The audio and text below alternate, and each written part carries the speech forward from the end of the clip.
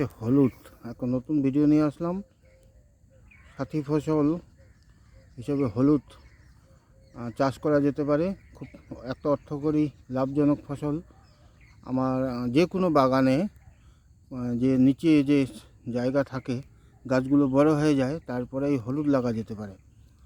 ছায়া, এই কম রৌদ্রতে হয়, ছায়াযুক্ত জায়গায়, বেশি যত্ন লাগে না। আমাদের একটা অত্যন্ত প্রয়োজনীয় মশলা গাছ এই হলুদ।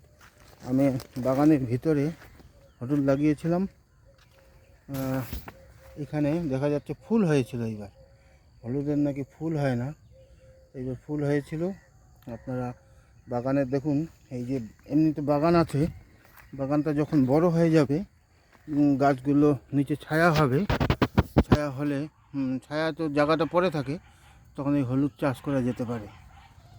এবং এই হলুদটা কিন্তু বাগানে অনেক কাজে লাগে। কীটনাশক হিসাবে, যেমন মশলা হিসাবে এর ব্যবহার আছে, কীটনাশক হিসাবেও এর ব্যবহার আছে। আমরা কয়েকটা হলুদ লাগিয়েছিলাম, আমার খাওয়াও যায়, গুঁড়ো করে গাছেও দেওয়া যায়।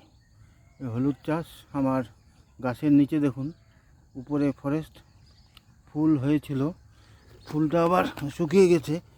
একজন বলেছিল এটা নিয়ে ঘরে রেখে দিতে, আমি রাখিনি। এই আমার দ্বিতীয় হলুদ গাছ।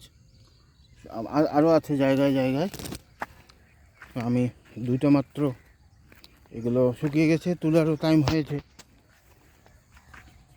এই দেখুন হলুদ, এটা হলুদ চাষ, আর হারভেস্টিংয়ের টাইম এসছে।